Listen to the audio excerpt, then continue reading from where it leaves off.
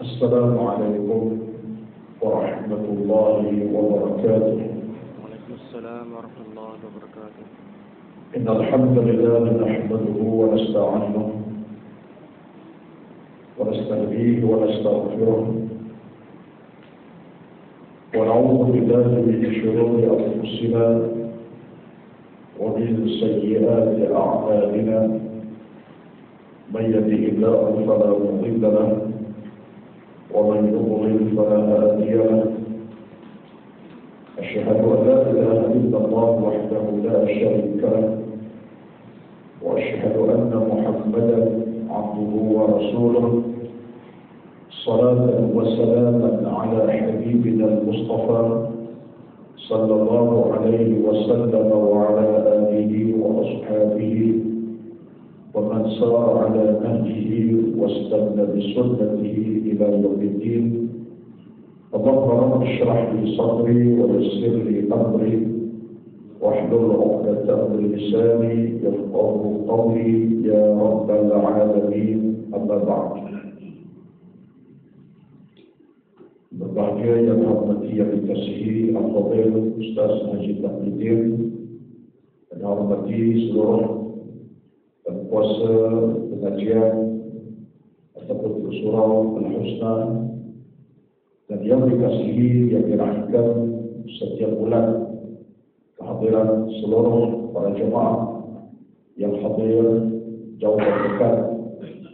Mudah-mudahan Allah senantiasa memuliakan kita semua, dan mudah-mudahan Allah senantiasa mempermudahkan niat kita, dan mudah-mudahan Allah senantiasa berikan kita kesehatan untuk melangkah hadir daripada kediaman kita ke tempat ibadat ini.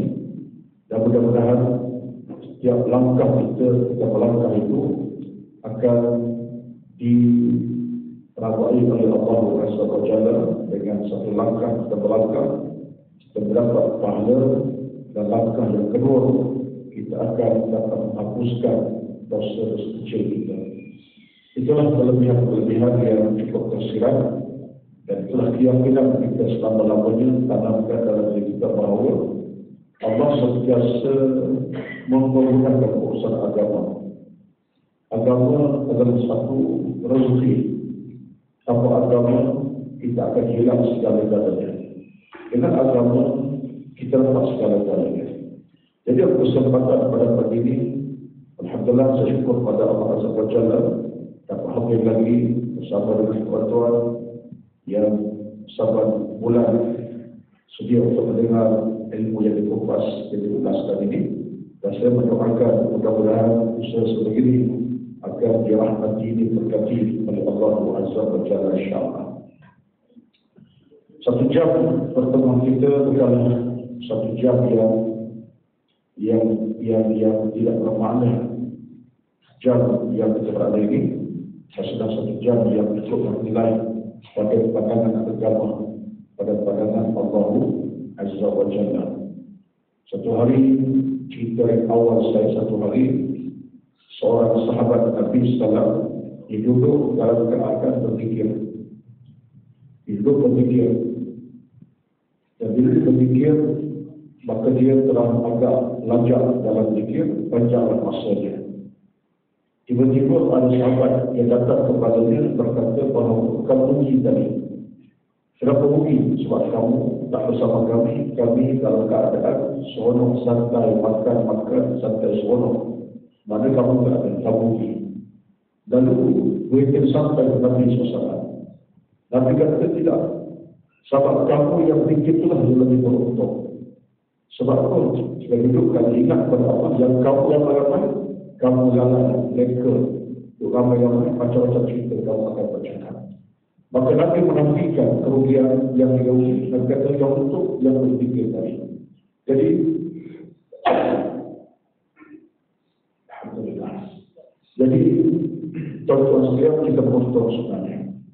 Di pagi ini, jika kita ada yang di rumah sana sedang berehat-rehat, santai-santai, tuan-tuan hadir satu jam, insyaAllah. Itulah rezeki tuan-tuan, itulah pahala tuan-tuan, itulah kebajikan tuan-tuan, itulah perkara-perkara insyaAllah. Baik. Tentu kita kita pada pagi ini menarik, iaitu tajuk ke-16, hari ke-16 dengan tajuknya Memuliakan Tetamu. Ikram al-Waif. Bahasa Arab disebut Ikram al-Waif, memuliakan tetamu. Daripada Abu Surah Khuwailid ibn Amr al-Khuzai radhiyallahu anhu. Daripada Abu Surah, nama sebenarnya ialah Khuwailid bin Amr al-Khuzai radhiyallahu anhu. Aku mendengar Nabi telah bersabda. Aku dengar Nabi telah bersabda dengan sabda Nabi, "Man kana yu'minu billahi wal yawmil akhir falyukrim dhayfahu jaizatan." Qala, "Wa ma jaizatuhu ya Rasulullah?" Qala, "Yawmuhu wa laylatuhu wa ضياؤه 3 أيام فما كان وراء ذلك فهو صدقة عليه." Maknanya, siapa yang beriman dengan Allah dan hari akhirat, maka dalam dia memuliakan tetamunya dan jaizahnya. Apa jaizahnya? Kita dengar. Mereka bertanya, apakah jaizahnya ya Rasulullah? Dan Nabi, layanan sehari semalam dan hak tetamu 3 hari. Maka selepas daripada itu hanyalah sedekah ke atasnya. Tuan-tuan yang terus lihat, hadis datang daripada Imam Al-Bukhari dan disebutkan oleh Muslim dalam kitab Sahih mereka.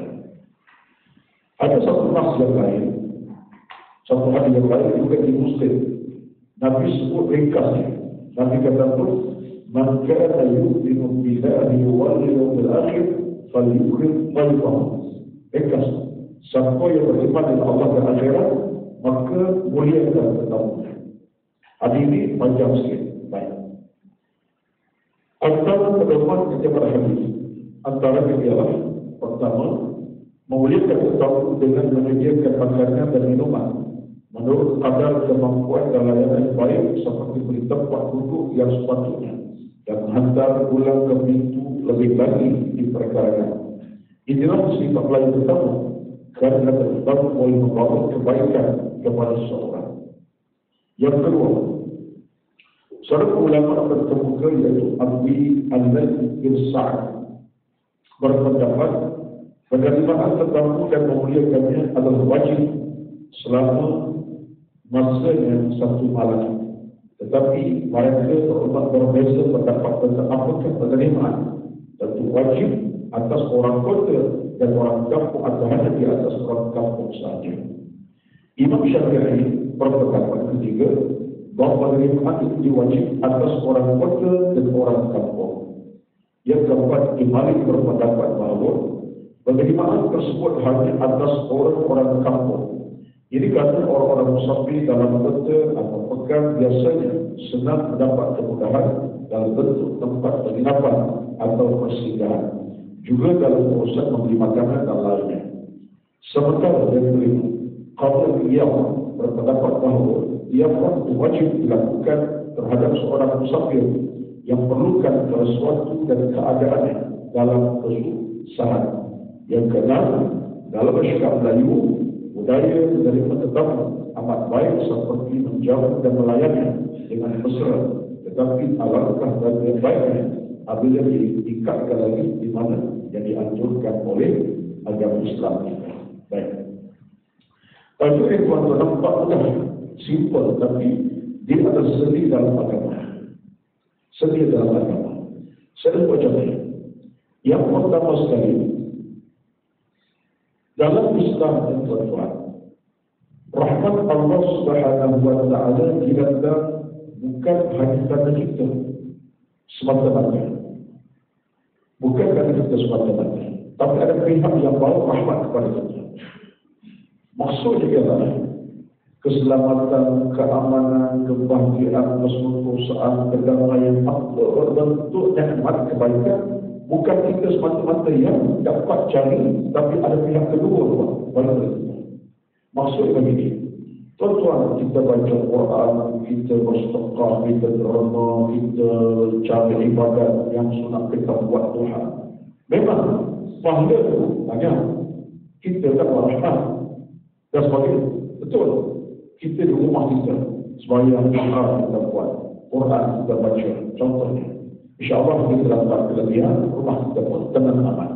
Tapi ada satu sumber yang lain yang juga mendatangkan rahmat buat kediaman kita, khasnya siapa? Ada pihak yang datang kunjung kita, ada tetamu yang datang ke rumah kita. Mereka juga sumber kepada rahmat, kebaikan, keselamatan, keamanan buat kita sekeluarga. Itu namanya awal atau maf'ul tetamu. Baik. Ini perkara ini kadang-kadang kita tak rasa. Sebab kepada kita rasa tetamu hari Al-Quran berasal selawat kita tak kepada kita tetamu maknanya baca pada sikit. Kalau masih lemak satu hari, aku dengan isteri, anak seorang, 3 bungkus. Tamu hari 6 orang, tak pasal-pasal, kena beli 10 bungkus nasi lemak. Satu bungkus RM4 contohnya. Kita fikir bebanan duit habis kerana nak layan tahun dan macam-macam. Sebenarnya kita bukan kaedah berfikir dalam agama. Sedangkan tetamu ini seluruh hukumnya dia adalah pembawa rahmat buat kita. Sebab layanan yang kita beri, makanan yang kita sumbang, apa kita beri itu ada perwakilan sebalik yang kita lakukan. Suatu dah buku kalau boleh saya ajak tuan-tuan letak dalam minta kita ini satu keserokan dengan adanya para tetamu yang datang. Baik, itu yang pertama. Saya bawa dulu hujah awal hadis kita bincang ini. Yang kedua ni ialah dalam Islam ini, apakah semesti tamu itu tamu yang kita kenal atau tak kita kenali? Semesti kenal juga atau tak kita kenali? Kenal dengan mana dia mak kita, ayah kita, adik-adik kita, jiran sebelah rumah kita, kita kenal kawan kita. Atau termasuk tetamu yang tak dikenali, kita tak kenal dia, tapi kita datangkan dia sebentar. Macam mana dalam Islam? Apakah tetamu sekadar orang kita kenal? Atau nama mak kita, ayah kita, adik-adik kita, abang kita, adik kita, sepupu kita, atau tetamu yang kita tak kenal, kita ajak datang ke rumah kita.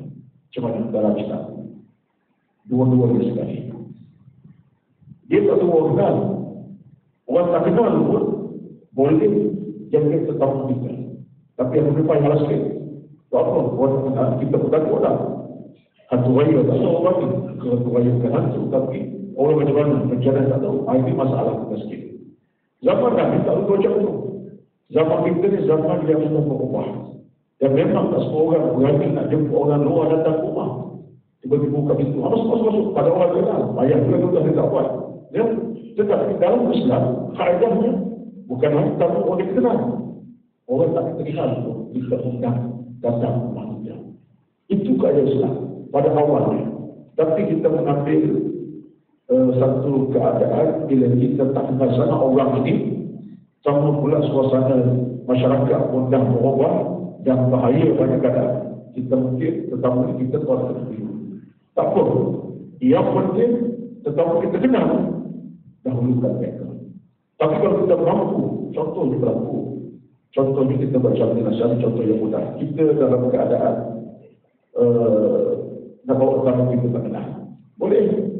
Contoh kita datang solat di masjid di surau, tengok ada mungkin orang yang bukan kita kenal sangat tapi nampak macam singgah, orang macam nampak ada perlu bantuan.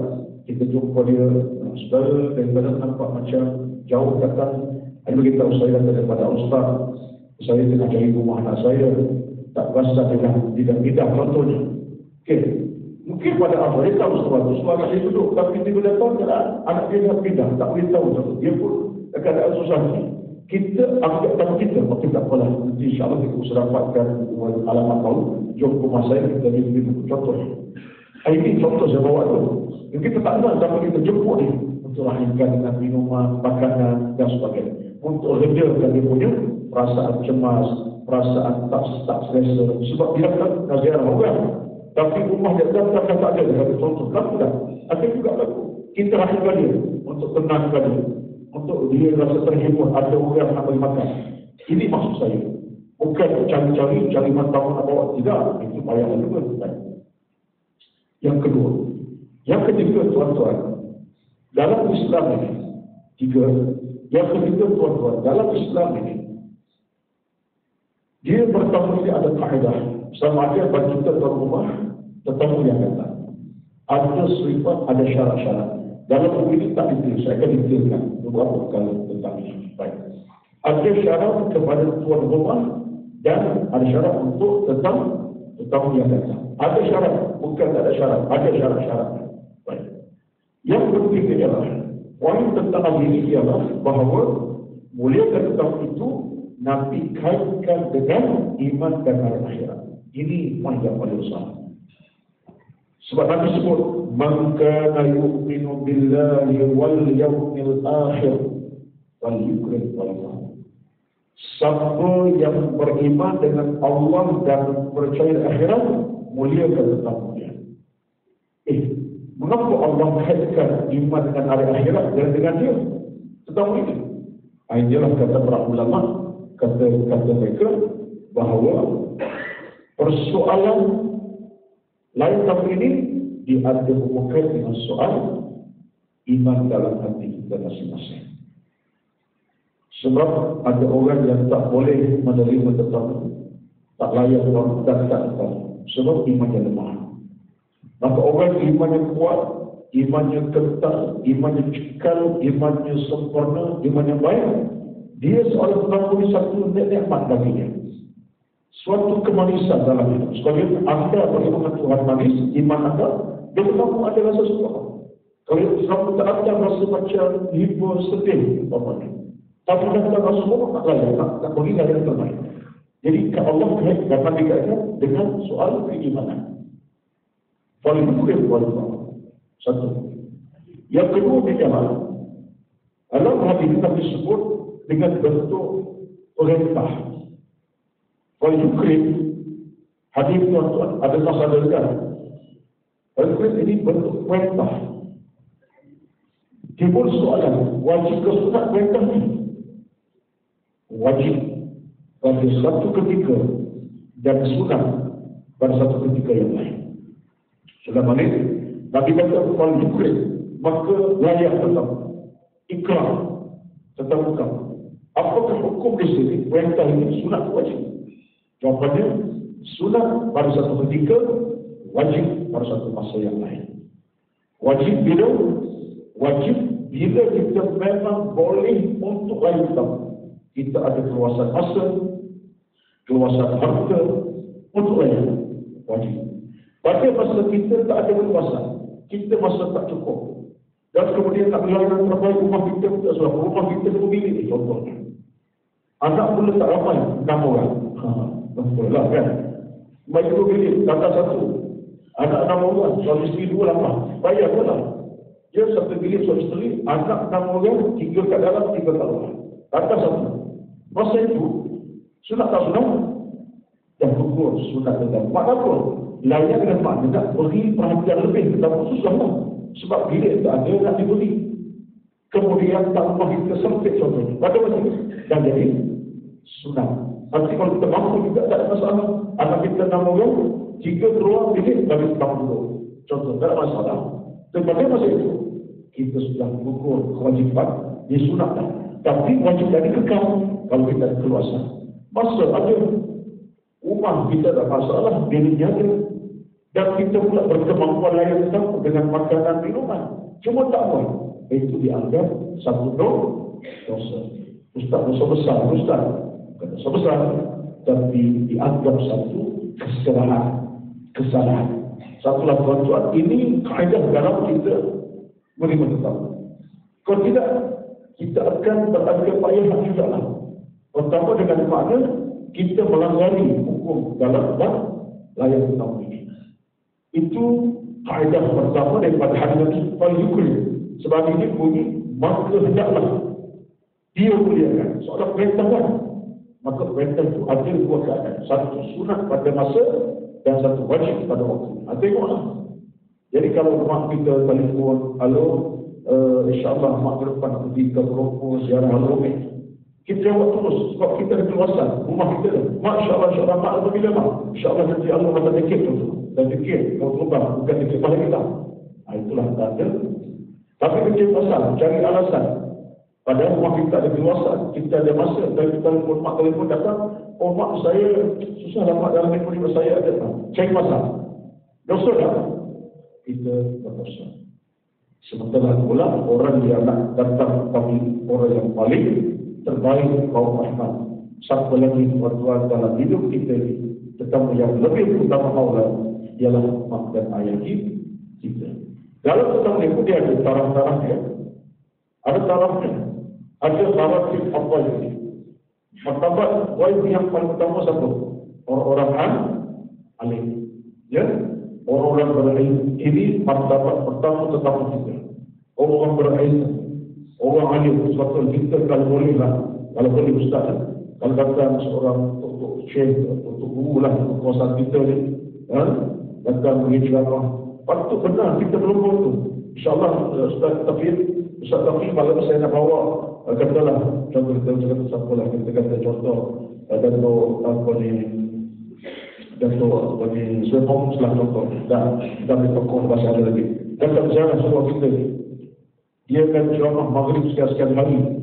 Patut benar kalau kita ada keluasan hati pertama kita Ustaz Tafiq saya malam ni saya nak ajak Datuk Sebab lepas ceramah dan tak saya makan dengan etika sekali. Nampak? Nak meraihkan orang alim ini. Bukan dia tak tidur pun, nak raihkan jamuan di rumah. Datang Ustaz Mohamed, datang orang setengah jam baca orang 3 patah kita Amerika, contohnya.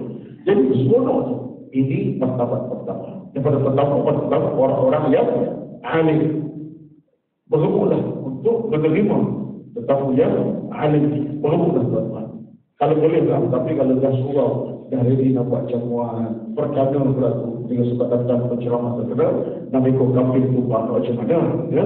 Tak apalah, ya? Tapi kalau ada ruang untuk datang rumah tu, bawa. Saya ingat tuan-tuan, saya bukan apa, cerita tu tinggal. Tinggal. Saya tu ceramah di rekaman kan, rekod, tapi tak pernah rekod di bawah tu dengar. Saya ceramah di tajuk Lemon Garam. Tajuk Panglima Garam. Di rumah tu, di surau tu dah ada jamuan dah. Jamuan dah. Tapi yang lain jamuan saya ni seorang ustaz jadi kehormatan sekalian. Dia tak nak apalah, kita tak nak apa-apa. Dia tak nilai apa-apa dia. Tapi kerana dia datang sebagai seorang ustaz, maka dia jumpa seorang jumpa saya dengan Ustaz, saya nak satu tahu Ustaz apa makan, minta lapor saya walaupun 10 minit Ustaz. Cuma rumah sekiranya ini Ustaz, minta Ustaz tak minum tak apalah. Cuma rumah saya, Ustaz baca doa 3 patah. Saya berdoa, dan kepada saya takkan kita berprotes, saya akan bagi dia, Masya Allah, Allah dia tahu, dia nilai. Bukan saya kata saya orang lain, tidak ni. Tapi penghormatan pada saya. Dia minta saya habis walaupun dah makan siang, rumah dia berjalan dekat Subang lah, bukan jarak sampai 20 meter. Daripada dekat Subang, jalan rumah dia dalam sekitar 10 meter. Mana soalan Subang kita di rumah depan tu lah. Minta saya, Ustaz tolong Ustaz. Belum minta Ustaz. Minta Ustaz datang, cuma kemudian Ustaz baca doa dulu. Hati saya pun, saya pergi semua. Lepas makan saya pergi. Mana saya tunggu mana. Tetapi tunggu bukan tunggu saja. Pula dah, kita kasih dah. Ada makanan, 2-3 kuih atau meja. Tak apalah, duduk lagi. Kejap baru. Balik-balik sedawal. Lalu dah, disuruh dah. Makan kambing dah, disuruh. Tak cerita. Hati berkata, orang ini faham agama. Saya kata, saya baca 2-3 patah. Aminkan kalau doa tak berkat pun, berkat aminkan ramai-ramai, insyaAllah. Dia nak cerita kemahuan itu. Satulah kita, kalau ada ruang dalam hidup ini, martabat utama ulama ialah orang-orang alim. Martabat yang kedua ialah siapa? Mak dan ayah kita. Martabat kedua, tetamu dia ialah mak dan ayah kita. Mari kita martabat tinggi tuan-tuan. Satu bila mak nak kata, mak nak ziarah rumah kita, ayah kata, ahlan wa sahlan. Bukan wajalan, tidak. Ini maksud wajalan. Sampai ayah baru duduk, tak berapa lagi. Ayah baru duduk di rumah, tak pada buku. Ayah tak lagi. Ayah tak balik bila. Tak balik bila lagi. Ini memang salah tuan-tuan. Ayah baru duduk lega panas buka ekor. Tak ada 20 minit. Ayah tak balik tidur. Ini ahlan wasal wajalan namanya. Kita wajalan. Tuan-tuan, waktulah bila mak ayah kita bunyi datang rumah kita kena belakang pada ayah mak nak bawa rahmat buat kita. Betul tuan-tuan. Ini martabat tetamu dalam hidup kita lebih pada ulama pertama kedua ialah mak dan ayah kita.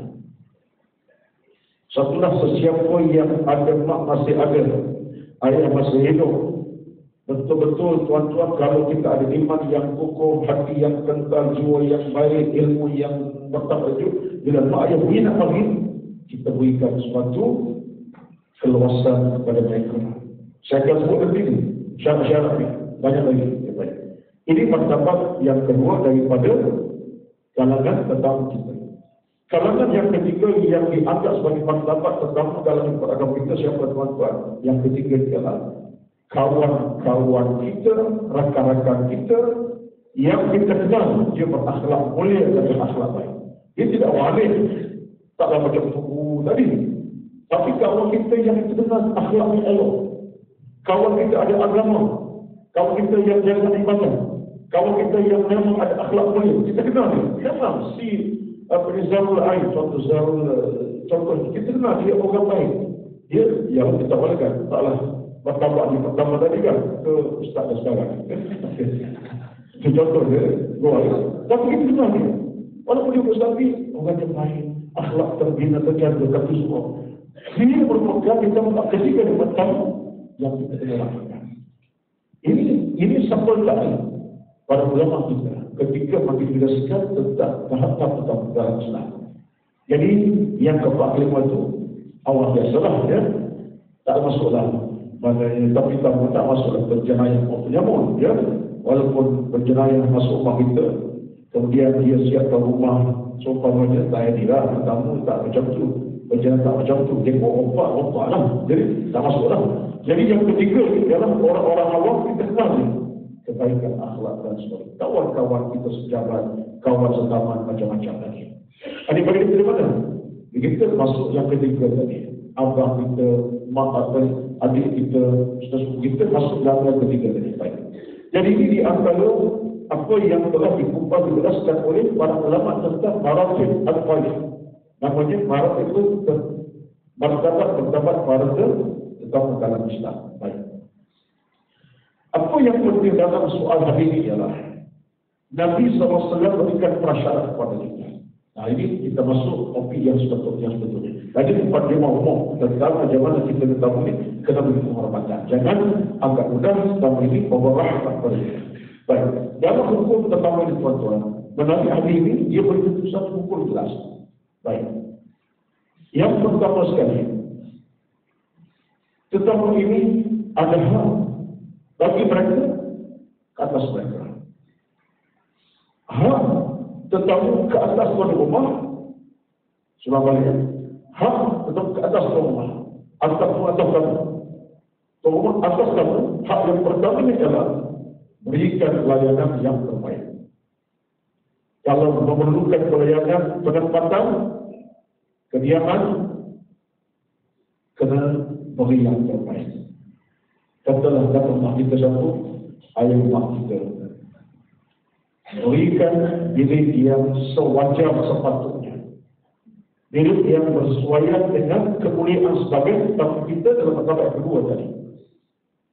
Jadi kalau kita tidur bilik air condition, bilik aircon, tandas di dalam, mak kita pun berhak untuk mendapat layanan semacam kita layani kita sendiri. Allah Ustaz, rumah saya tandas yang ada bilik air dalam, yang ada tanda air biasa, ada ruang melipat dalam. Jauh dah. Ada kedua, berikan itu untuk mak anda duduk sebagai tetamu anda. Allah Ustaz saya, jadi payah Allah kata dia taklah jadi wajib yang mutlak.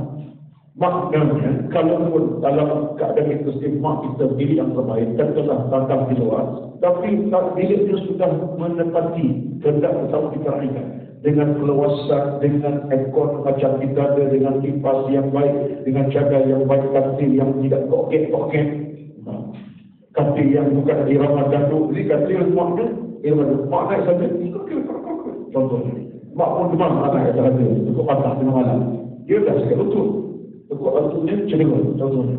Jadi maksud saya ialah kita beri hak yang sepatutnya kepada tamu kita yang terbaik dengan kebersihan dan seumpamanya. Ini tuan-tuan, kaya agama ini bukan saja ni. Begitu agama tak asas dalam kita nak kata tentang keluasan yang bersifat penyediaan tempat yang sesuai, yang terbaik dan sebagainya. Jadi kita berfikiran Allah. Satulah saya sebut ini bukan apa, sebab kadang-kadang kita tak larikan sangat hal macam ini. Ya? Kita tak pastikan tandas bersih, toilet digarakan sesuai untuk guna pakai tetamu kita dan sebagainya. Kita pakai tetap. Kadang-kadang cadarnya dah tak tukar 3 bulan dan cadar keadaan tak terurus contohnya, tak saja. Ini bukan cara kita tetamu yang baik. Dalam Islam, kaedah macam itu. Layanan yang terbaik termasuk layanan makan dan minum. Layanan makan dan minum. At-ta'am wasyurb bahasa Arab. Layanan makan itu terbaik. Maksud apa? Maksud sesuai dengan tamu yang hadir. Kalau kita makan 2 kali sehari, tamu 2 kali sehari. Kita makan minum yang A lah minum kepada tamu kita. Kalau kita makan sekian makanan, itulah makanan kepada tamu kita. Yang saya kita ada masalah pada kita dan masyarakat. Yang ketiga ini adalah kita beri layanan dengan penuh perasaan, menggambarkan seronok, suka dan bahagia. Ini muka kita, ini muka yang rasa seronok dan melintang. Layanan yang ada kesukaan. Al-ibtisamatu fil wajhi. Bahasa Arab kata, ada kegembiraan di wajah kita. Bercakap wajah yang melambangkan tetamu. Bercakap juga ada melambangkan wajah kita dengan tamu tengok, wajah kita gembira. Bukan sebaliknya. Bercakap tak ada muka. Sampai tadi sesaat tu. Pada muka Ustaz. Pada muka baru. Ya, taklah macam tu. Dan kata tak ceria, wajah tak ceria. Dalam keadaan muka yang tak terlalu, tak boleh macam tu. Jadi, dalam hubungan ini, layan dengan wajah yang paling ceria. Dan kita menggambar kita seronok menerima dia. Seronok menerima kehadiran. Seronok bertemu. Kita macam tu. Dia suatulah dalam keadaan tunjuk muka yang ceria dan wajah yang menggembirakan. Bukan sebaliknya. Dengan muka yang tak nak senyum, tak senyum. Ya? Bahkan tanya soalan-soalan yang mematikan jiwa tetamu kita. Ya? Berapa lama datang ke sini? Agak-agaknya lama sangat ke? Contohnya. Contohnya. Kalau mak kita macam tu, mak kat pukul balik esok. Contohnya. Kawan kita sama. Ini antara. Dan kemudian, layan tetamu mereka kalau ulang ada kaedah agama, kita hantar dia. Kalau dia dalam perniagaan, hantar sampai ke muka pintu kenderaan. Bukan bapak dia jauh saja. Ada tamu keluar, pintu tutup dah. Tamu keluar, pagar saja, pintu dah tutup apa dah. Kunci pula gerai. Dan tengok, tadi ada tembak kunci gerai lah. Kenapa? Tuan-tuan, ini bukan bermain. Ini ada kitab khas tentang tuan-tuan. Saya tak bawa hari. Lupa dari sebab saya pulang subuh, baca semalam, 3 darjah, tengok-tengok dari bawa kitab saja. Ada satu kitab khas tentang ada pertama menurut pandangan ulama. Kerana panjang. Waktu kita boleh sampai tahun, selama kita hantar nak balik, hantar ke muka pintu kenderaan. Kalau boleh hantar ke muka pintu kenderaan dia nak balik. Kalau pas-pas balik, kalau dia katalah dia. Dengan ucapan terakhir, maknanya ucapan selamat jalan. Doakan, moga-moga saudara selamat sampai ke rumah. Moga-moga jauh daripada bencana musibah dan selamat datang kembali. Bukan kata kat dia, insyaAllah mereka tak takut. Itu tambahnya tak rojik itu kan. Terhidupkan, terhidupkan ucapan yang boleh berkali. Mudah-mudahan selamat sampai ke rumah di kampung, salam ke kampung itu. Ini semua tuan-tuan kaedah beragama, kaedah bertamu dalam Islam. Kemudian, antara kebaikan, antara benda yang utama dalam kita bertamu ialah tentang soal berkaitan soal pemakanan dan sebagainya. Ya, pemakanan. Kita makan itu makan tetamu. Yang ketiga, yang kedua, 1, 2, 3, 4. Yang keempat ialah dalam bertamu ini, apa hak kita layan tetamu? Dalam hadis Nabi dengan campuran ini 3 hari 3 malam. Kita kena layan tetamu kita dalam keadaan penuh sopan santun dengan segala-galanya 3 hari 3 malam.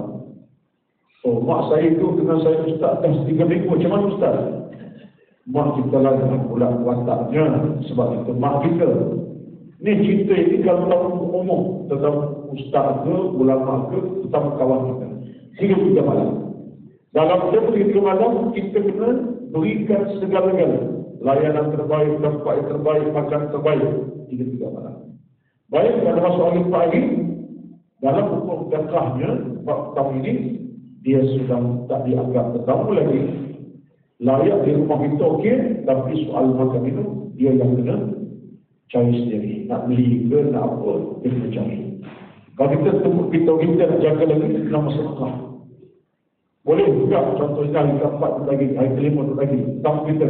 Maklumlah, dia nak cari kelompok, kawan lama kita, rupanya seminggu kat kelompok. Hari keempat di mana, kalau kita nak tolong, nak sediakan makanan, itu hak kita sebagai sedekah. Tapi bagi berapa dia kena faham.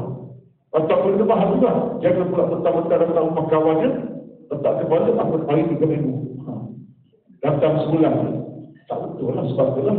Tetamu pun ada di sana haknya. Atas tuan rumah, hari saya sebut ni. Tadi kita bincang hak tetamu, hak tuan rumah atas tetamu. Selesai. 3 hari 3 malam. Salatatu ayyamin wa lailatin. 3 malam. Hadis pun sebut macam tu. Dhiyafu salatatu ayyamin. 3 hari. Maka tamu ni pun dia akan kena belajar. Kalau orang jadi mengaji, dia faham. Aku pergi rumah kawan aku ke sekolah, sepupu sekalipun. Bukan kawan, sepupu kita. Sepupu kita. 3 hari. Mereka pun, kalau dia lagi minta izin. Kena minta izin. Saya ni tak minta izin lagi, rasa-rasa dalam hari lagi nak buka sini. Ya, minta izin. Layak bagi dia pada tempat itu, dia cari makan sendiri. Maka kalau dia keluar, cari makan sendiri, balik kat situ tak ada masalah. Tapi kalau rumah kita nak bantu, nak tolong, nak bagi makan, tak ada masalah. Itu hak tuan rumah. Baik. Ini hak tuan rumah atas tamu. Apa pula hak tetamu tuan rumah? Hak tetamu tuan rumah ada 3-4 yang diajar oleh agama kita, yang dituliskan oleh para alim ulama kita. Ini rekod. Okey, cakap. Boleh tengok balik tuan-tuan. Bagus, ada rekod. Baik. Hak tetamu atas tuan rumah. Maknanya apa kewajipan tetamu ni kepada tuan rumah yang duduk numpang. Yang pertama sekali adalah hak tuan rumah adalah dia bersyukur atas layanan yang diberikan. Syukur layanan yang diberikan. Tuan rumah sediakan bilik yang baik, toilet yang sempurna, cadar yang baik, keluasan rumah pun okey. Syukur layanan. Ucap terima kasih, saya usahakan Tuhan, usahakan saudara, usahakan partner, contohnya kalau kita dengan pak saudara. Ya, Pak Taufik berkata, ialah usahakanlah. Ya, tak, contoh jawab dengan baik, alhamdulillah. Tak, ya tak masalah, partner pun seronok, contohnya. Tapi kita mengambil sikap bersyukur di akal jangan. Yang kedua adalah, jangan mencari keaiban tuan rumah. Hak tamu atau rumah yang jangan mencari keaiban tuan rumah. Maksud apa? Jangan cari satu tuan rumah. Duk penuh, tengok rumahnya tak sempurna, kemudian tak payah beri komen terbuka. Ya, delete tak bagus tak. Kipas pun tekan nombor 4 macam satu. Ya, tekan 4 laju. Kadang-kadang sampai kepala contohnya. Contoh, memang satu rumah kena sediakan. Tapi bila berlaku keadaan tertentu, jangan cari keaiban. Okay? Dan yang ketiga, jangan mencari kerahsiaan dalam rumah kediaman kita itu. Jangan cari kerahsiaan manapun. Kita tengok, ya, di rumah yang kita duduk ini, kita tahu tengok macam mana rumahnya, susun aturnya, tengok kapet daripada Turki ke Belgium ke, ataupun kapet Malaysia contohnya, dia usul atur. Cari keaiban, kerahsiaan, termasuklah keaiban rumah tangga yang bersifat keaiban aurat seumpamanya. Ya, tak jaga, tengok anak perempuannya, cari-cari, ini semua hak terutama jangan cari keaiban rumah tangga, rumah yang dia jaga, dan cari kerahsiaan. Tak boleh sama sekali. Tak bisa. Kalau kita hanya diberi bilik itu sekadar itu, biliknya sekadar katalah berdekatan dengan toilet. Jangan cari masa nak ke dapur orang, tak ada masa. Tiba-tiba bangun tidur terus ke dapur, macam orang sendiri. Yang mungkin di dapur itu isteri keadaan tak berpakaian lengkap. Ialah rumah dia, mungkin dia keluar daripada biliknya ke dapur tanpa pakai lengkap, tak bertudung, anak perempuannya mungkin. Maka jangan kita mengambil kesempatan untuk macam sendiri kita keluar ke dapur cari air sendiri, kemudian kita masuk keluar masuk, dan kerana tak jaga keaiban rumah yang kita tak boleh tahu Islam. Hak kita sekadar itu saja. Bila kita dengan tandas keluar cukup, bukan hak kita untuk melencong dan melancong, melencong dan melancong sekali. Habis ke rumah dia buat bawah, tengok macam mana. Ini bukan keadaan. Tuan-tuan, ini kadang-kadang kalau agama tak ada, itulah berlaku. Waktu rumah tak selesa. Mungkin tu masa ketika dia selesa. Kalau dia tak, tapi bila tetamu dah beramai tak semua, rumah dah mula bercakap dalam hati, oh silap di tetamu. Mula hatinya tak. Tak kata masalah tak boleh. Yang salah kita. Suatulah jangan cari keaiban dan cari kerahsiaan dalam rumah kita. Dan yang keempat ialah antara hak tetamu atau rumah ialah yang keempat dalam agama ialah tetamu hendaklah menggunakan sewajar apa yang diberi dengan tak lebih apa yang patut digunakan. Ya, tuan-tuan sekalian, saya tak tahulah, tapi bila saya baca dalam buku tentang bertamu ni, tak tu dibincangkan. Kalau peristiwa di dalam rumah itu memang ada sesuatu yang bukan hak kita, kita tak boleh bunuh, so bukan hak kita. Contoh apa dalam bukan hak kita? Contohnya seperti kita kata sebagai contoh yang mudahnya, seperti barang-barang dalam bilik yang bukan hak kita sepatutnya kita tak guna. Kita setakat kita guna apa, kita patut guna saja. Tapi kita guna pakai habis.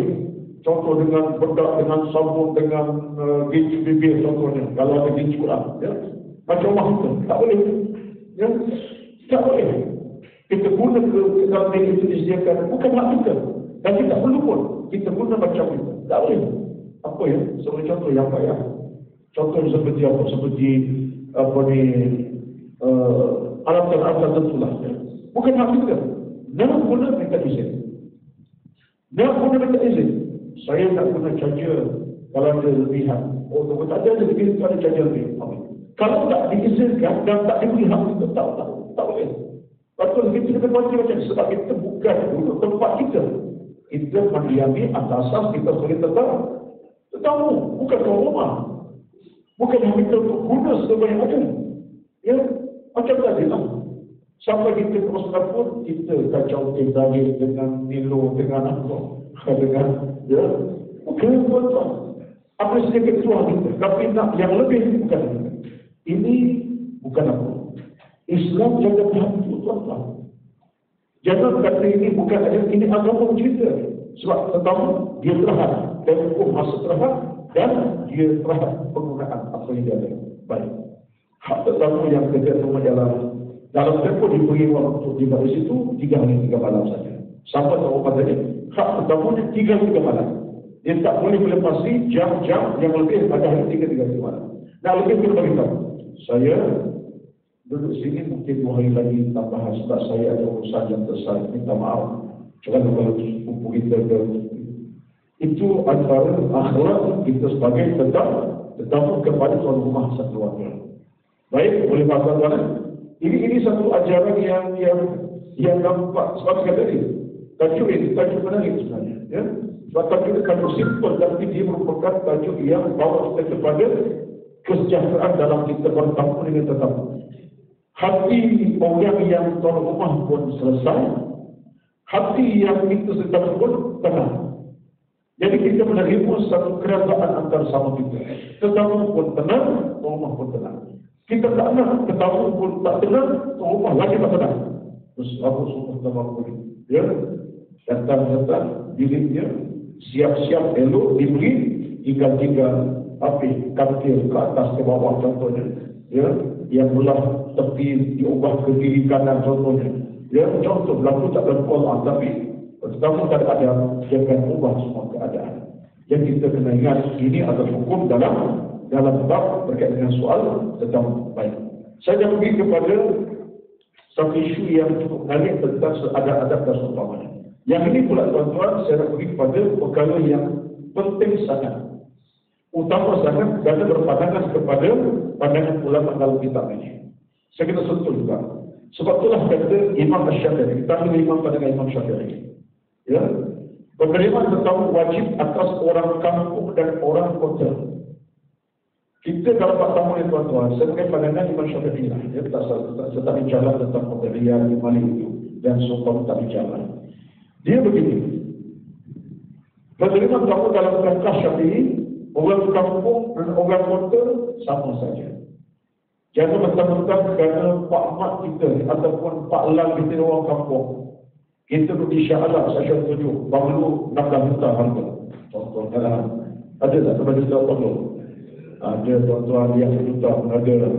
Ya, saya pernah pergi banglo di Glenberry, Dr. Syahalah tu. Zolan, Zahrul, berbau ini. Pergi ceramah masjid Dr. Glenberry, Haji Anwar tu, dijemput makan. Ya, dalam bulan lepas, belum puasa itu. Lepas dijemput makan. Biasalah, itu tak perlu, dah jemput Ustaz makan. Pergi-pergi, tuan-tuan, saya kata istana Sultan Selangor, siapa ni? Ya. Tapi dia orang masjid. Banglo 60 juta. Ya. Lift naik tuan-tuan, 3 tingkat. Saya dibawa ke dalam lift. Saya kata, pejabat kau benda apa ni? Rumah, makan tak tingkat 3, bilik khas. Bilik khas makan. Saya termenung, sakan. Ya. Lift. Ya. Di mana lift, Pak tu nampak swimming pool, nampak dia punya tempat recreation, ada pusat pula situ. Ya. 60 juta tuan-tuan ya. Toko koprak semua lah. Tak cerita dia. Dan yang menarik itu kata saya, Ustaz, kalau ada masa-masa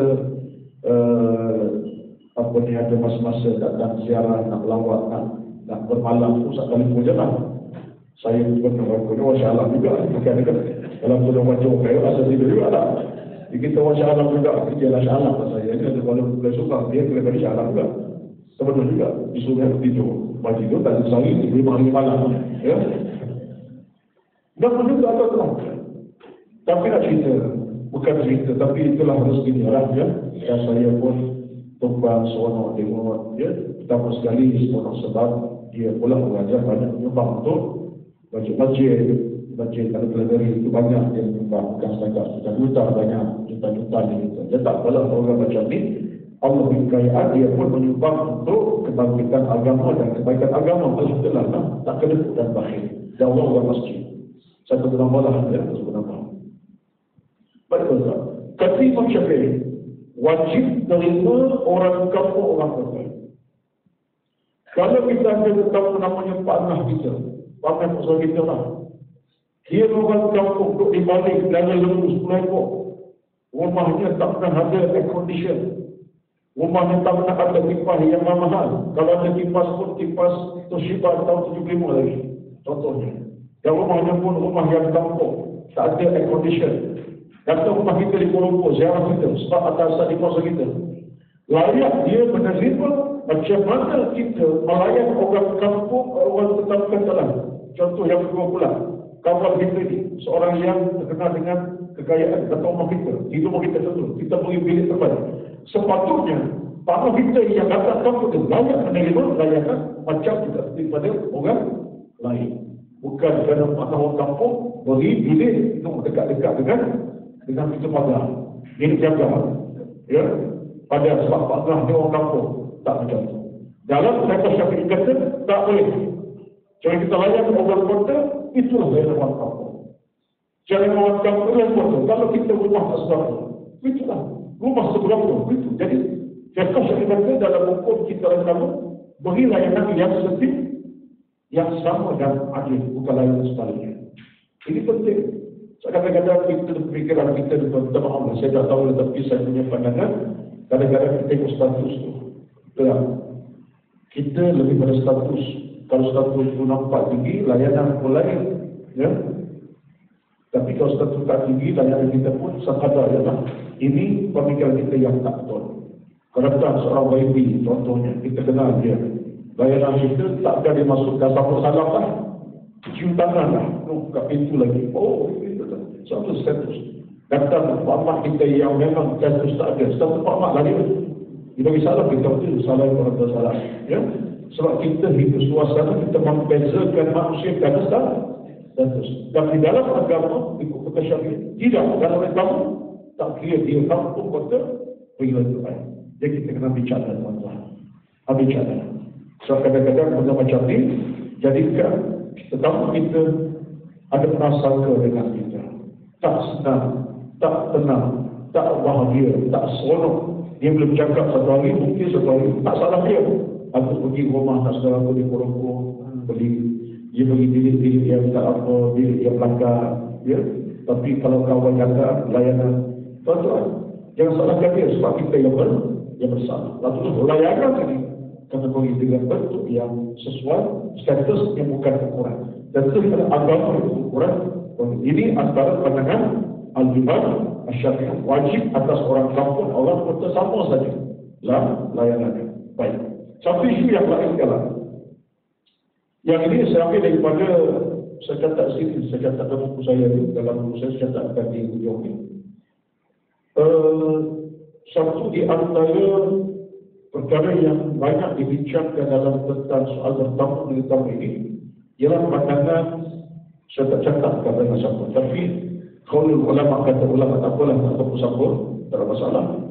Bila disebut tentang persoalan tetamu dan kerahmatan, tetamu dan kerahmatan, apa kerahmatan dapat masa keluarga itu tentang?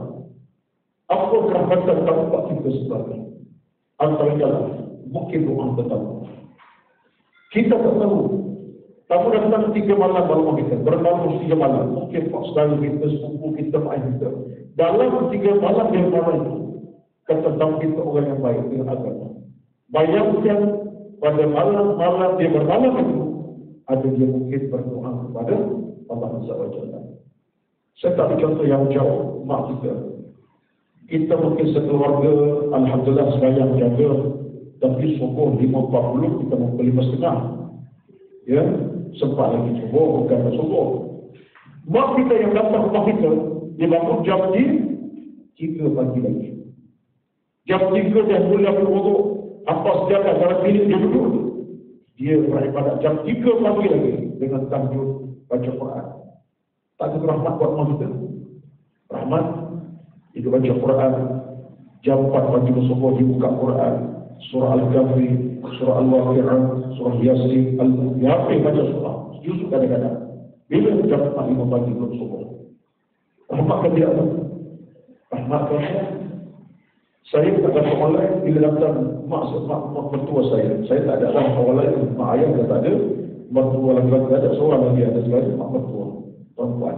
Baru balik dulu 2 hari lepas dari rumah saya kat dengan 3 minggu. Daripada hari kahwin anak saya itu sampai balik 2 hari dah. Tuan-tuan, saya rasa seronok. Sebab apa? Sebab jam 3 dia dah bangun. Dengar seorang baca Quran, kita nak bangun subuh, kita nak subuh tu. Dengar dah selesai dia bilik dia, dah baca Quran. Saya sendiri tak baca Quran pukul 3 pagi. Ya. Bukan rajin sana ni pemalas juga tuan-tuan ni. Tapi bangun subuh dia kata-kata, tak pelewat tu. Dah subuh bangun dan boleh tahajud sekitar 3 rakaat. Tapi mak mertua kita, ketika saya tengok dia dengar dah, saya baca Quran. Kita sedia bilik Quran lengkap, Quran besar-besar tu, ikan Quran besar-besar tua-tua, kita beri bilik yang ada ekor bilik dengan yang kadang tu saya mampu. Tak beri, tuan-tuan, saya mengambil kadang-kadang. So apa? Suara orang tua ini, bukan tak ada bunyi suara Quran berkumandang. Suara tu rumahnya baca Quran juga, tapi tak berapa, mula jam 5, jam 6, Saya kata bagi saya, Allah dekati rumah kita. Rahmat datang untuk ibadah tetamu kita. Jadi ini rahmat. Bukan saja berapa kita berdoa. Ya Allah, aku dapat layanan terbaik kepada rumah sekeluarga. Ya Allah, layanan yang cukup baik aku boleh buangi 3 hari. Ya Allah, berkatilah rumah sekeluarga. Ya Allah, anak ini. Dapat apa? Dia doa. Dan kita tak paksa, tapi dia mungkin doa. Ya, kalau kita tak berusaha, tak boleh. Tapi kita melayani satu rahmat. Tanpa dia berdoa kepada kita.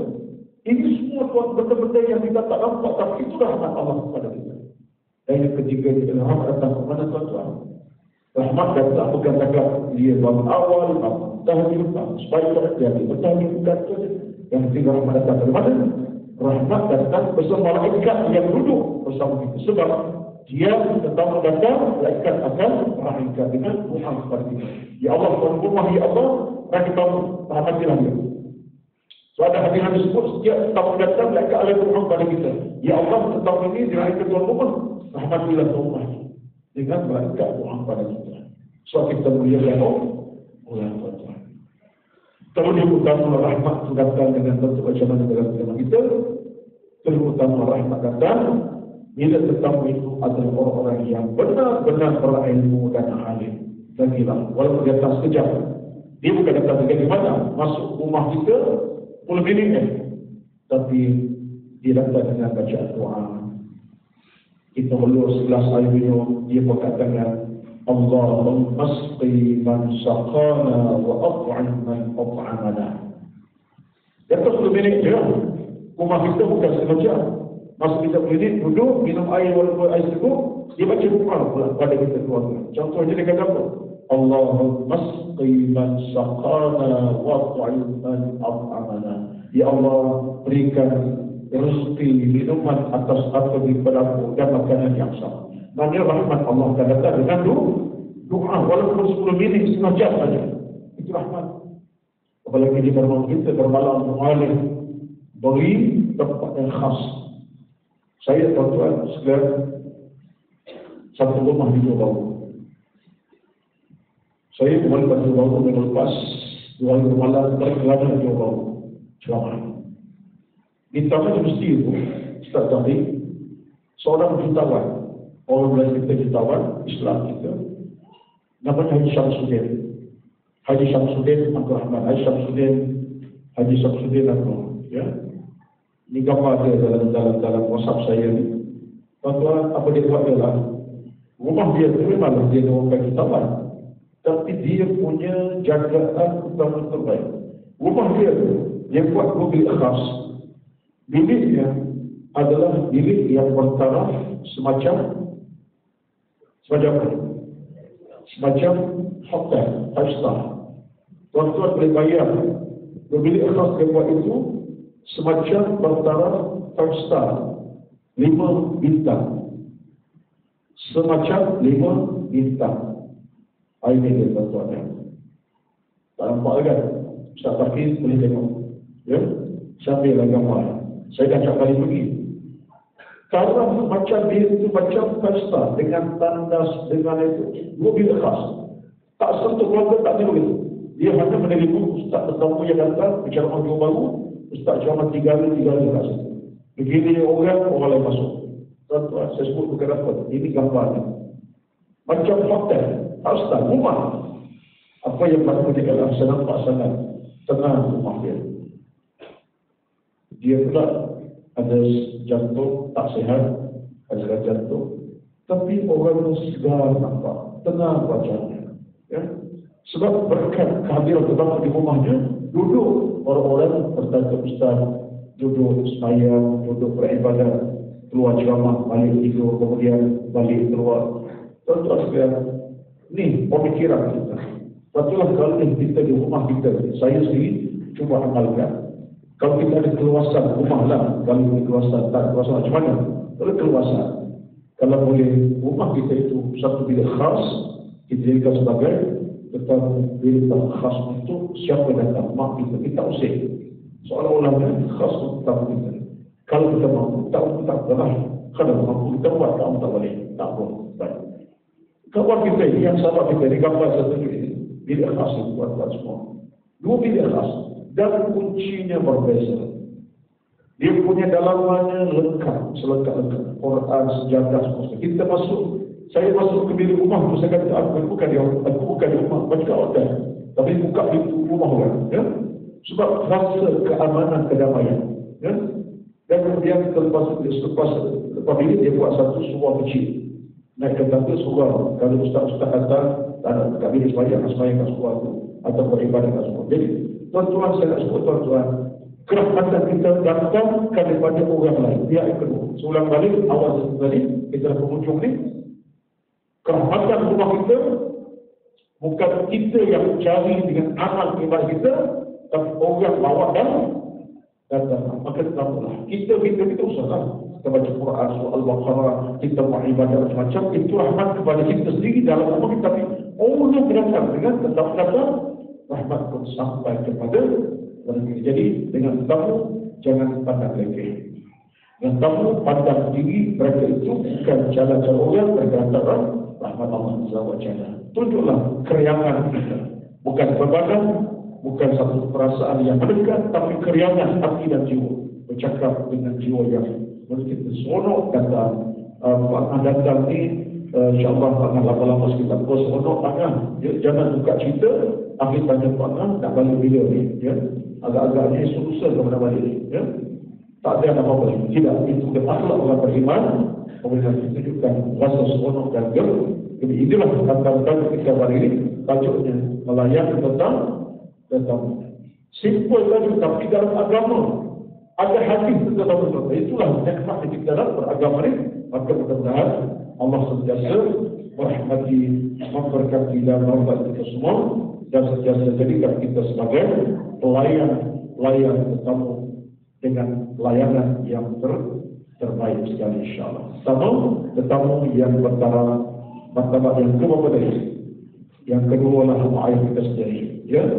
Banyak itu tetamu yang paling penting terakhirkan kegembiraan bagi mereka. Tapi yalah, orang tua Ustaz dan tuan-tuan, pengalaman saya ada masa hidup dulu pun, rumah kita ni hari ketiga keempat dah balik dah, janji sebulan. Hari keempat itu penuh kat dinding. Kenapa Mak? Rindu kat lampu. Cuma kita pun jangan pula Alhamdulillah saya hantar besok lama kalau gitu. Yang itu kita kerjakan dia datang. Duduk lah, Mak relax kat sini seminggu 2 minggu lagi. Ya, tak apa, jangan timbang lah. Ya, kampung tu tak lagi rumah dia. Ada lah Mak Ngah di sana akan jaga kambing tu, tak ada masalah. Ni kita pula tambah lagi berada dia. Betul lah Mak, kita kampung jauh susah Mak. Mana balik kita? Saya tak Mak.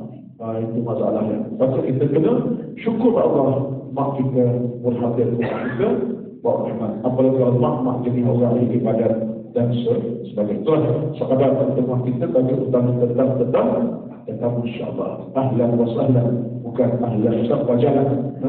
Ahlan wa sahlan, ya betul. Jangan pula wajalan. Itu namanya ahlan wa sahlan. Allah Allah. Baik, berapa bulan ini? 27 bulan. Ada soalan ni? Tentang, okey. Ya, silakan. Ada tak contohnya senario dia? Sekiranya mungkin ada wife secara malam datang ke rumah kita dan dia kata saya tinggal di contohnya dalam 2 minggu lah. Maka saya kena buat research urusan. Ada kerja-kerja kan? Adakah situasi dalam konteks ini dulu pakai? Okey, dalam hukum tamu memang Islam lakukan 3 hari sahaja. Dan ketika kita layan, sebab kita layan kedua kita dengan soal makam itu. Tapi kalau sudah masuk ke angka 4-5 hari, dengan sebab kita tahu itu kepada penempatan dalam 2,000. Kalau kita hati lapang terbuka, kita kata Alhamdulillah, saya tak ada masalah. Cuma saya tak mampu nak bagi layanan terbaiklah sebab saya di sini. Kita minta, kita beri kepada dia satu keluasan yang boleh berfikir bahawa kita hanya sedia bagi tempat, tapi yang lain kita tak mampu. Ataupun kalau kita memang ada something, kita mungkin ada di sana kedekatan dengan soal-soal yang lain, tak mampu nak bagi dia tiap 2 minggu. Tak salah kita kata, saya minggu depan nak outstation, contohnya. Tetapi kita fahamlah, jangan pula ambil sikap. Oh, macam ni, tak terima. Jangan pula kita tak pula pandang sebab kita ada hak terlepas saja. Semua ini serah kepada kita. Semakin lama di rumah kita lama, semakin berkat kediaman kita. Semakin lama di rumah kita dengan segala kebaikan, semakin mulia kediaman itu saja. Baik, hadis tadi hukum saja. Jadi dalam hadis tak ada tetapi itu sampai 10 minggu. 3 hari masuk layanan. Soal sebulan sudahlah. Ya. Sebulan kita izin sudah, tapi bukan hak kita lagi untuk melayan semacam layan 3 hari dengan makan minum semuanya. Baik, Allah. Kita ni ada punya masalah. Benar tak? Kita tahu dia tetamu yang baik. Okey. So, dia dah tahu mak. Tapi dia dah tahu mak kita tu dia ada niat dua bagai. So, macam mana kita nak layan tetamu ni? Datang rumah tapi nak jual barang. Belilah, tak usah lah. Kalau barang sesuai dengan kita beli, belilah. Tak beli semua pun, beli sekali kita mampu lah. Tapi itulah, kalau tetap ada udang ekonomi, ya, dan kita tak selesa dengan urusan jual beli, kita jual beli lah. Dia begini saja. Mulimah tetamu ini sebutkan hukum tadi kan, wajib dan ada hukum sunat pada masa dan wajib pada waktu. Sebab kita tak di mana. Kalau kita masa ini kita berbalang kepada kita, dan kita tahu dia datang ni untuk jual beli, kemudian diri itu mungkin tempat jual beli, kita tak selesa. Hak kita sebagai tuan rumah untuk menidakkan kehadirannya, tak ada masalah. Ya, cuma hukum bebas tadi, hukum bebas tahu. Kalau kita memang patut tolong dia, kena tolong dia untuk rumah kita kan ada usaha. Tapi kalau kita rasa tak selesa, coba hak kita. Tak dosa kita untuk melanggar daripada rumah kita, tak dosa kita. So itu tahu. Kalau dia mari nanti jadi tempat perniagaan pula. Dengan barang-barang orang datang, jadi kita tak selesa. Itu hak kita. Yang di mana kita tak selesa, bukan hak kita untuk ditolakkan. Tapi kalau kita mampu tolong dan bantu dia untuk bertemu, silakan. Jadi kita kena adil juga lah. Dan pihak itu kena adil. Jangan pula hukum. Macam tadi, ya. Macam mana sebut kepada siapa tadi, oh, dia tak nak bertemu lah.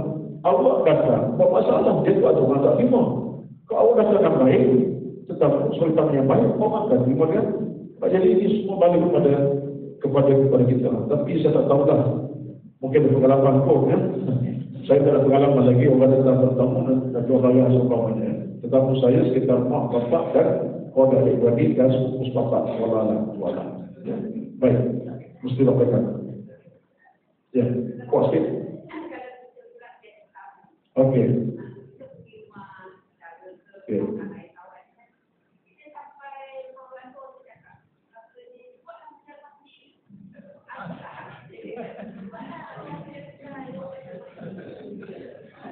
Dia kata macam tu. Ustaz, masuk bilik itu pun. Dan ini tuan-tuan adalah satu budi bahasa, ya. Satu budi bahasa yang menunjukkan ketertiban kita sebagai tuan rumah. Macam saya pun sama, kalau kita nak bicara kita semua rumah sendiri. Tapi tak bermaksud rumah sendiri sampai boleh masuk dapur, masuk bilik anak kita, masuk di bilik mandi kita. Itu adalah ketertiban kita sebagai satu lumrah meraihkan buat rumah sendiri. Maksud adalah buat rumah sendiri dengan makna apa yang diberi itu macam rumah. Itu jadi kalau dipahami dalam bahasa literal, maka dia rasa oh kalau mesti aku boleh masuk dia memilih, boleh rehat di ruang kampung, boleh santai. Ini bukan tak dengan raya namanya, ya. Tapi kalau kita faham literal, maksudnya adalah maknanya tetap aku diberi ruang sebagai tamu untuk dihormati alhamdulillah. Kita faham, kita hanya bertamu dalam sesuatu itu saja. Coba bahasa itu menggambarkan kesemuanya tuan rumah sekeluarga. Wallahu itu bahasa itu standar orang Melayu yang rasa gembira dengan kehadiran buat rumah sendiri. Kadang-kadang jika dia berdua, dia kata tak apalah, macam rumah orang lah. Jadi jangan pula rasa Islam tolak dah, itu kurawan, bahasa kurawan, macam orang lah. Jadi bahasa kurawan kita jangan tersentak.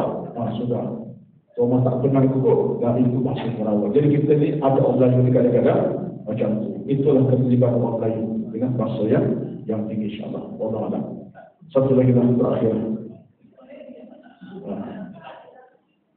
Apa ini? Gini lah, saya tadi bercakap tentang hukum, datang tentang bertamu. Itulah kaedahnya. Sekarang isu-isu bertamu yang pula kadang-kadang melewati isu-isu yang lain. Anak-anak kita bawa akal, naik kursi orang, naik meja sampai, naik ke atas kampung orang contohnya dalam keadaan. Jadi soal ini tuan-tuan, dia menyebabkan soal adab kita sebagai bertamu. Kita kena kontrol lah. Kalau kita dah tahu anak kita ini seorang yang aktif dan tak boleh nak diam diri, saya rasa yang pertama adalah kita tak boleh nak bertamu lama dengan orang. Jangan sampai bermalam-malam. Ya, kalau boleh sekejap saja. Kita kena timbang-timbang. Sebab kalau tidak kita cederakan jiwa tu, bukan jiwa anak tu, cederakan jiwa kita dengan orang. Jadi kalau rumah rasa agak suara sikit malam bagi kita boleh kata rumah tak suka. Mungkin rumah mungkin agak suara, jangan main benda-benda nanti jatuh pecah nanti sana. Kita kalau kita tak ada kekuatan ilmu, kita kata rumah tak suka, padahal hak rumah tu melayang. Jadi sebab itulah bagi saya adabnya ialah kita tahu siapa kita, anak kita. Kalau kita jadi yang tak dengar cakap umur baru 3 tahun, letak dia jangan baru sampai 3 malam. Nak bermalam satu malam tapi dalam kontrol. Ada kontroler kita. Kontrol dengan kita. Jadi hal ini hal akhlak lah. Saya hukum tadi, hukum dan kita ini memang penting. Terima tentang kata Allah, betul saja. Jadi yang ada adab yang lain itu memanglah ya, sebab itulah kita pun dalam hal ini nak kena cerdik. Suami isteri bila bawa anak ke orang, kena ada di sana kawalan yang baik. Jangan pula mentang-mentang anaknya dalam keadaan habak diam-diamkan. Tak betul lah. Kita tak suka macam itu. Kalau kita ada anak penting, kita berani nak pergi orang yang agak pelik-pelik sikit. Dia punya alat dan tak berani kita. Jadi kita kena berlapangkan dengan kalau Wallahu a'lam. Bismillahirrahmanirrahim. Alhamdulillahi rabbil alamin. Wassalatu wassalamu ala rasulil amin wa ala alihi wa ashabihi ajma'in. Allahumma inna nas'aluka ridhaka wal jannah. Ya Allah, ya Tuhan kami, kami mohon daripadamu redha dan syurga-Mu. Allahumma jannilna bil afiyati was salamah. Ya silah kami keafatan dan keselamatan. Allahumma arzuqna al khaira wal amn. Ya Allah, berikan kami kebaikan dan keamanan. Allahumma bil khaira was sa'adata, berikan kami kebahagiaan dan kemuliaan dan kebaikan. Allahumma ja'alna min ibadika as-salihin, jadikan kami hamba-Mu yang saleh. Rabbana 'alaika tawakkalna, atas Engkau bertawakal, wa ilaika anabna, Engkau akan kembali. Rabbana atina fid dunya hasanah. Ya Allah, ya Tuhan kami, berilah kepada kami dunia yang bahagia, membahagiakan kami, wa fil akhirati hasanah, akhirat yang bahagia memberikan kami, wa qina azabannar, dan jauhkanlah kami ya Allah daripada api neraka yang membakar-bakar, yang menakutkan kami, menggerunkan kami. Wassallallahu Muhammad walhamdulillahi rabbil alamin. Taqabbalallahu minkum, taqabbal ya karim. Wassalamu alaikum warahmatullahi wabarakatuh.